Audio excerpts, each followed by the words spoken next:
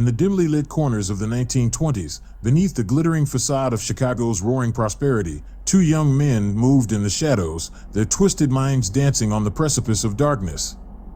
Nathan Leopold and Richard Loeb, products of privilege and intellect, embarked on a journey that would plunge them into the abyss of human depravity, leaving a chilling mark on the annals of criminal history. Chapter 1: Childhood Bonds. It all began innocently enough in the upscale neighborhoods of Chicago, where the sound of jazz filled the night air, and the city's elite reveled in their extravagant lives. Nathan and Richard, both brilliant minds, met amidst the opulent soirees and lavish parties. Yet, beneath their genteel exteriors lay an insatiable curiosity, a fascination with the macabre, and a shared belief that they were destined for greatness beyond the boundaries of morality.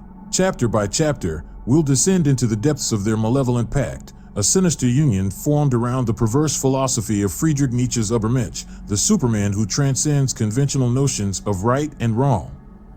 As their sinister connection grew stronger, so did their conviction that they were the architects of their destiny, unburdened by the laws that bound ordinary men. Their descent into darkness became inevitable as they hatched a diabolical plan to commit the perfect murder, an act that would prove their superiority over the masses. Their victim, Bobby Franks, an innocent young boy from their own neighborhood, became the unwitting pawn in their wicked game. In a chilling act of abduction, they set in motion a wave of terror that would grip the city of Chicago and send shockwaves throughout the nation. As Detective George Sullivan, a hardened investigator with his own share of demons, was drawn into the harrowing case, he would uncover the intricate web of deceit spun by Leopold and Loeb. The pursuit of justice became a relentless battle against time, as Sullivan struggled to decipher the clues meticulously left behind by the calculating killers. Amidst the chaos of a sensational trial, the courtroom drama unfolded with the world watching. The brilliant defense attorney, Clarence Darrow, known for his unconventional methods, took up their case, and a battle of wits between legal titans ensued. The prosecution, led by Robert Crowe, fought tirelessly to prove Leopold and Loeb's guilt, painting them as remorseless monsters. The verdict, delivered by a jury with trembling hands and a nation holding its collective breath, would mark a turning point in the chilling tale. Guilty as charged, but the ultimate punishment remained uncertain, shrouded in suspense and drama. In this dark odyssey, we'll delve into the minds of Leopold and Loeb as they face life behind bars, battling their inner demons, haunted by the specter of their heinous crime.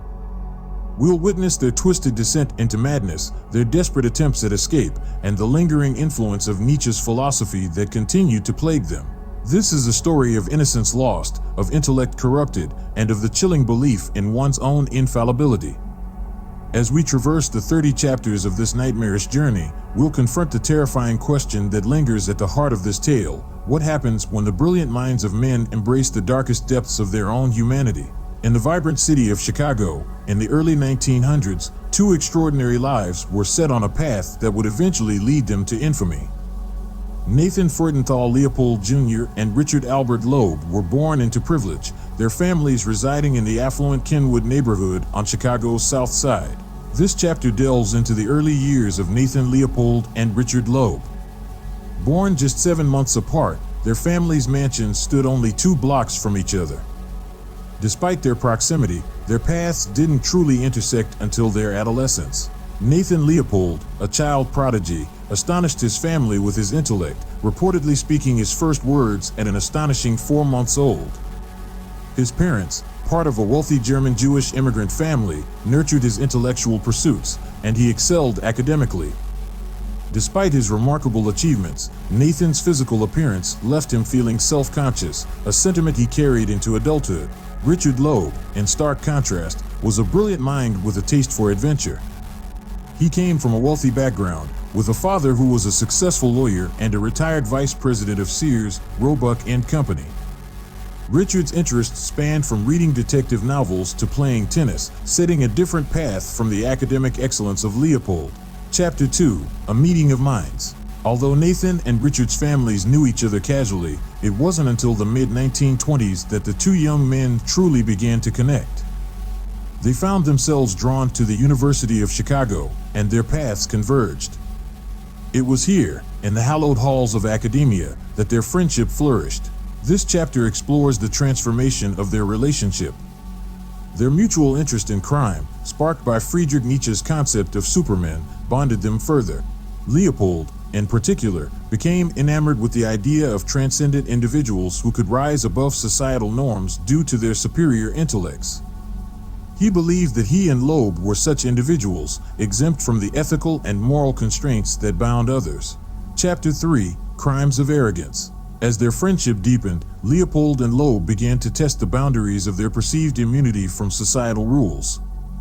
In this chapter, we delve into their early forays into criminal activities, starting with petty theft and vandalism. Breaking into a fraternity house at the University of Michigan, they pilfered penknives, a camera, and a typewriter, laying the foundation for their later crimes. With each transgression, their confidence grew, and they escalated to more serious offenses, including arson. Still, their crimes went largely unnoticed by the world around them, fueling their desire for a sensational act that would capture the public's attention. Chapter 4: A Perfect Plan Unfolds. Leopold and Loeb had long dreamt of committing the perfect crime that would affirm their superiority. In this chapter, we explore how they meticulously planned the abduction and murder that would eventually shock the nation. Their victim of choice was 14-year-old Bobby Franks, the son of a wealthy Chicago watch manufacturer. Leopold and Loeb's plan involved a complex ransom scheme designed to obscure their true motives.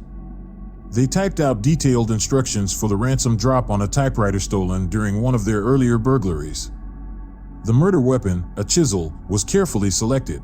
Chapter 5: The Kidnapping and Murder of Bobby Franks. On a fateful afternoon in May 1924, Leopold and Loeb set their sinister plan into motion. This chapter vividly recounts the events of that day as they offered Bobby Franks a ride home from school, luring him into their car. Their true intentions were concealed by discussing a tennis racket, a topic young Bobby was familiar with. The precise sequence of events that followed remains a subject of debate, but it is widely believed that Leopold was driving, and Loeb was in the back seat with the chisel. What happened next was a gruesome act that ended young Bobby Franks' life. With the lifeless body hidden in their car, Leopold and Loeb drove to a predetermined location to dispose of the evidence, thereby setting in motion a chain of events that would lead to their eventual downfall. Chapter 6: The Ransom Note and Deception. After leaving behind the lifeless body of Bobby Franks, Leopold and Loeb's criminal minds went into action. This chapter reveals how they attempted to obscure their crime by creating a ransom note and an intricate plan for collecting the ransom. Using the stolen typewriter, they typed out a series of complex instructions for delivering the ransom money, each set to be communicated by phone. Meanwhile, they posed as George Johnson and called Bobby's mother, informing her that her son had been kidnapped, and the ransom instructions would follow. To further complicate matters, they engaged in the destruction of evidence, including burning blood-stained clothing and cleaning the car upholstery meticulously. After these preparations, they spent the remainder of that evening playing cards, seemingly unfazed by the heinous crime they had committed. Chapter 7: Failed Ransom Plan. The intricate plan devised by Leopold and Loeb for collecting the ransom quickly began to unravel. This chapter explores how a nervous family member tasked with picking up the ransom money made a crucial mistake by forgetting the address of the designated location. This error led to the abandonment of the plan. Meanwhile, news had already spread about Bobby Franks' disappearance, setting off alarm bells across Chicago.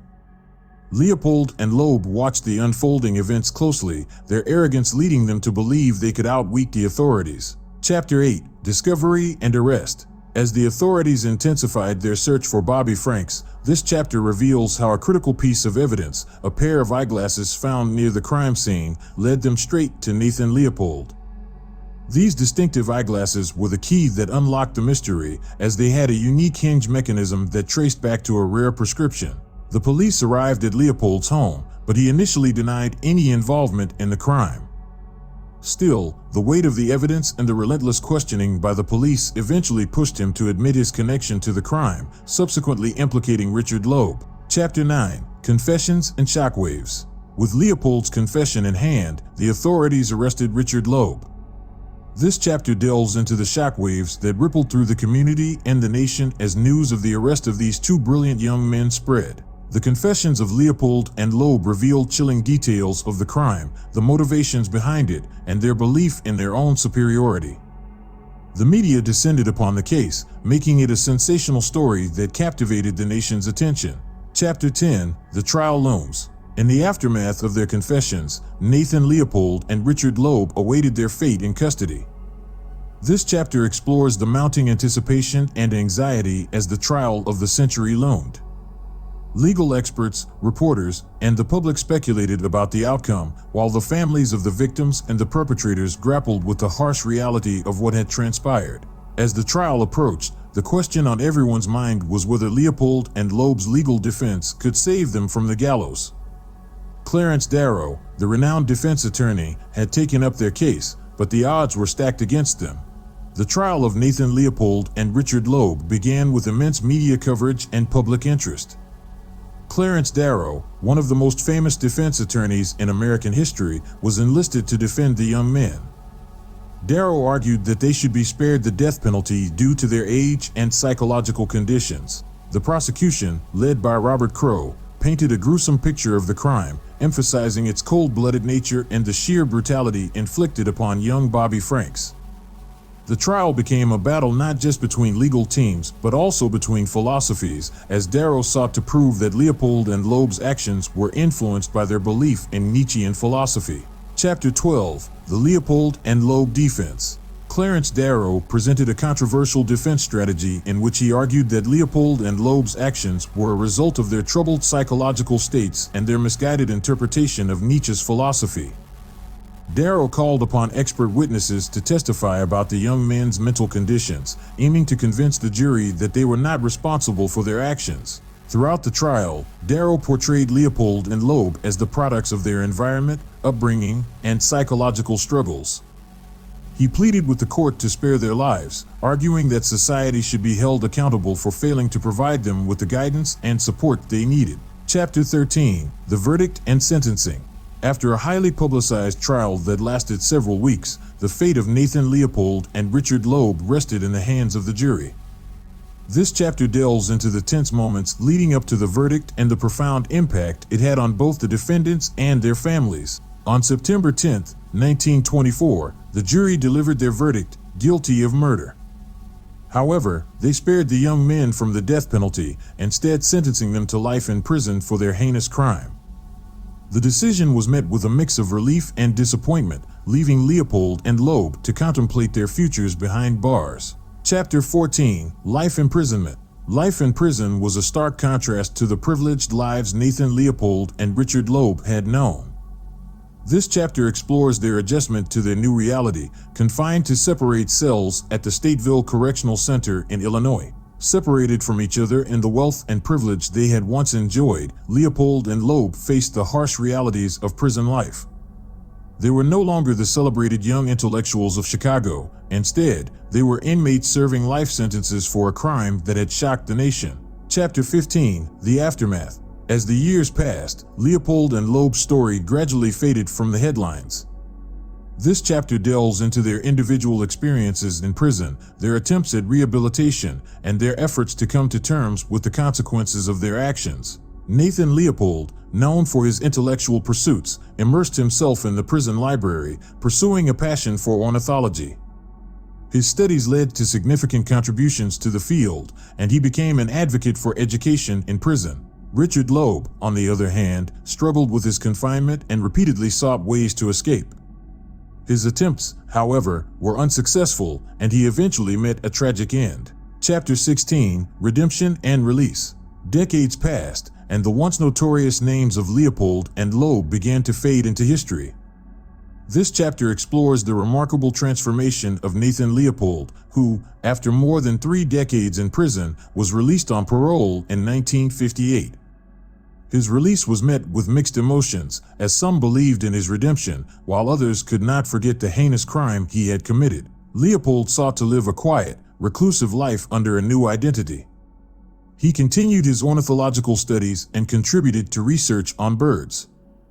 His post-prison life was marked by efforts at redemption and a desire to distance himself from the notoriety of his past. Chapter 17: Tragic End for Richard Loeb. The story of Richard Loeb took a different, Tragic turn. Despite numerous escape attempts and ongoing disciplinary issues, Loeb remained in prison. In 1936, while still incarcerated, he met a violent and untimely end at the hands of a fellow inmate. His life, marked by brilliance and darkness, came to a brutal conclusion. Chapter 18, Legacy and Reflection. This final chapter reflects on the enduring legacy of Nathan Leopold and Richard Loeb, their crime, and the societal impact of their actions. It examines how their story continues to captivate the public imagination and raises questions about the nature of crime, punishment, and redemption. The case of Leopold and Loeb remains a cautionary tale, a testament to the complexities of human nature and the consequences of misguided belief in one's own superiority. It also serves as a reminder of the enduring debate surrounding the criminal justice system and the possibility of rehabilitation. And with that, the story of Nathan Leopold and Richard Loeb, two young men whose lives took a dark and tragic turn, comes to a close. In the end, the shadows of Nathan Leopold and Richard Loeb, cast long and haunting, offer a glimpse into the abyss that resides within us all. Their story is more than a gruesome chapter in history, it's a reflection of the darkness that can lurk within even the brightest minds. As we conclude this harrowing journey through 30 chapters of malevolence, the echoes of their deeds reverberate through time, leaving us with profound questions about the human condition. How could two young men of privilege and intelligence be consumed by a thirst for power, control, and infamy? The verdict, rendered by the jury, ultimately spared Leopold and Loeb from the gallows. Yet, the life sentences they received were perhaps a fate worse than death, confining them to the unforgiving walls of prison cells. The promises of Nietzsche's Übermensch, once so seductive, crumbled into nothingness in the face of reality. Behind bars, Leopold and Loeb faced not only the judgment of society but also the relentless demons of their own creation. As the years wore on, their twisted friendship disintegrated, leaving them to grapple with the magnitude of their deeds alone. For Nathan Leopold, prison became a crucible of redemption. Despite the darkness that had enveloped him, he embarked on a path of self-discovery, dedicating himself to the betterment of his fellow inmates and the pursuit of knowledge. He found a flicker of humanity within the abyss and clung to it with unwavering determination. Richard Loeb, on the other hand, met a gruesome end behind prison walls. His life was extinguished by a fellow inmate in a brutal act of violence, a chilling reminder of the horrors that can unfold when minds are tainted by malevolence. The darkness that consumed him ultimately led to his downfall. As we reflect on the tale of Leopold and Loeb, we must confront the unsettling truth that the human psyche is a complex and fragile landscape. It can be swayed by the allure of power, the intoxication of intellect, and the seductive call of darkness. Their story serves as a stark warning, a testament to the fragility of morality and the thin line that separates civilization from chaos. In the end, the legacy of Leopold and Loeb is not one of triumph, but of tragedy. It is a reminder that even the brightest minds are susceptible to corruption, that the pursuit of superiority can lead to the depths of depravity. It is a chilling tale that challenges us to examine our own humanity, to confront the darkness that resides within, and to choose the path of light. As the final chapter of their story draws to a close, the echoes of their deeds linger in the recesses of our minds, a haunting reminder that the battle between good and evil is waged not only in the world but within ourselves. In the darkness that enveloped Leopold and Loeb, we find a mirror reflecting the darkest corners of our own souls, urging us to tread carefully on the precipice of the abyss, for it is a place from which few return unscathed.